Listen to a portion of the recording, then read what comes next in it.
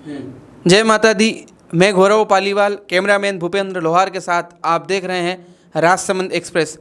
आप सभी को शारदीय नवरात्र के पावन पुनीत महापर्व की हार्दिक बधाई एवं शुभकामनाएं। आज हम आ पहुँचे हैं माँ राजेश्वरी अन्नपूर्णा माता के मंदिर, जिनका मंदिर मनोरम है, बहुत सुंदर है, जिसकी छवि निराली है, छटा निराली है। और एक ऐसा मंदिर जिस मंदिर पर बैठकर राजा राज सिंह जी ने एक प्रतिज्ञा ली थी, एक प्रण लिया था। उस प्रण के बिना ये जो आप नगर देखते हैं आज राजसमंद, ये अधूरा था। अगर वो प्रण यहाँ बैठकर माता की कृपा से उन्होंने नहीं लिया होता तो आज आपको जो राजसमंद दिखता है ना, ये राजसमंद नहीं होता। माँ की कृपा, प्रभु की कृपा की वजह से आज राजसमंद बसा है। और वही प्रण, वही संकल्प हम जानने की कोशिश करते हैं।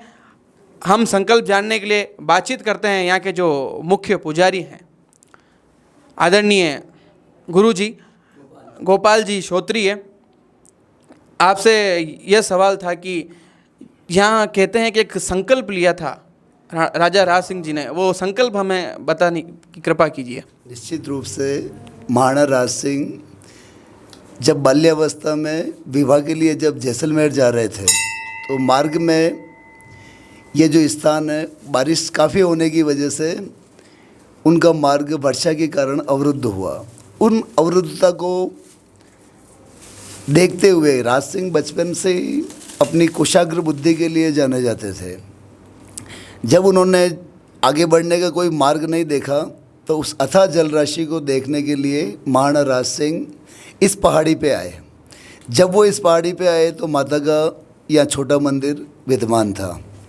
अपने स्वभाव और अपने बुद्धि का प्रयोग करते हुए उन्होंने एक माता के सम्मुख ही संकल्प लिया कि जब भी उन्हें ऐसी योग्यता मिली, अवसर मिला या कार्यभार मिला तो इस अथाह पानी को बांधने का मैं पूरा प्रयास करूँगा। अथाह पानी को बांधने का तात्पर्य ये कि इस राजसमंद झील के इस पानी को इस तरीके से रोकना कि मार्ग अवरुद्ध ना हो, इसलिए पानी को बांधना कहते हैं। अपने संकल्प की पूर्ति के लिए महाराणा राज सिंह जब 23 वर्ष की आयु के हुए, उन्हें अपने पिता से विरासत में राज्य उत्तराधिकारी के रूप में महाराणा बने। महाराणा बनने के 2 या 3 वर्ष बाद ही मेवाड़ के अंदर भीषण अकाल पड़ा। वह अकाल इतना लंबा था कि 3-4 वर्षों तक लगातार पूरे मेवाड़ में वर्षा ना हुई।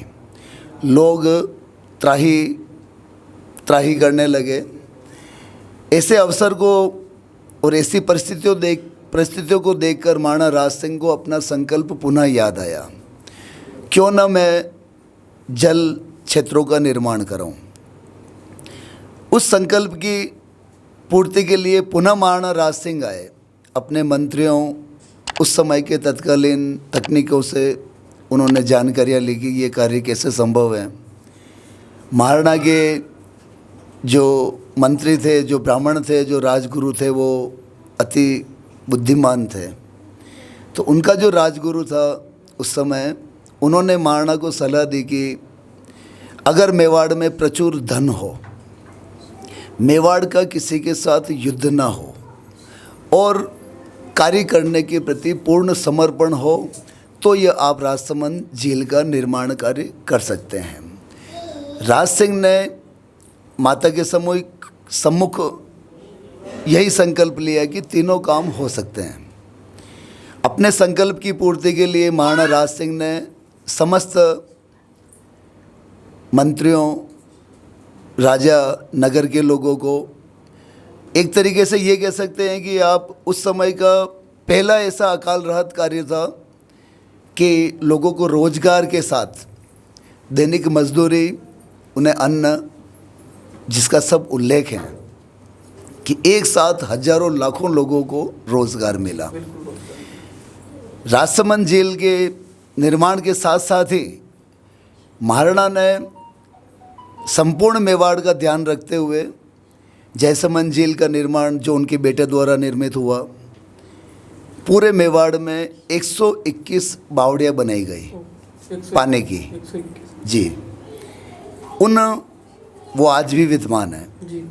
सभी बावड़ियाँ आज भी सुरक्षित विद्यमान है, जिनका लोग आज भी उपयोग कर रहे हैं। अपने प्रजा स्वभाव के कारण, प्रजा हित के स्वभाव के कारण महाराणा राज सिंह ने अपने इन दायित्वों को पूरा किया। उसी समय ब्रज में जब औरंगजेब के जाजियागढ़ से गोस्वामी जी काफ़ी व्यथित हुए, मंदिरों को तोड़ा जा रहा था, तो स्वरूप को कहीं सुरक्षित न देखकर मेवाड़ में लाना तय हुआ। महाराणा राज सिंह ने अपने परिवारजनों से, अपने मंत्रियों से सलाह मशवरा करके मेवाड़ को अगवानी के रूप में भगवान को यहाँ विराजित किए।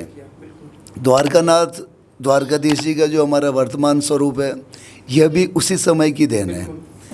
श्रीनाथ जी का जो मंदिर हम देख रहे हैं, इसके अलावा अनगिनत ऐसे कार्य जो आज भी विद्यमान हैं।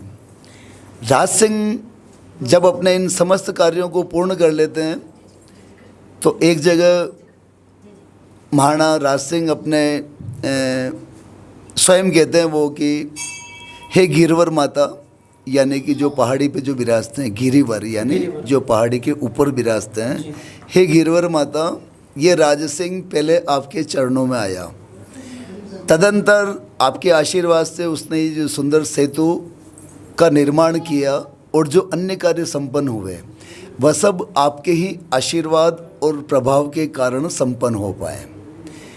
हे माँ, आपकी जय हो, और इसी तरीके से आप लोगों का भी खुशहाल बनाए रखें। इस तरीके से महाराणा ने माँ भगवती को आराधना की, उनसे प्रार्थना की।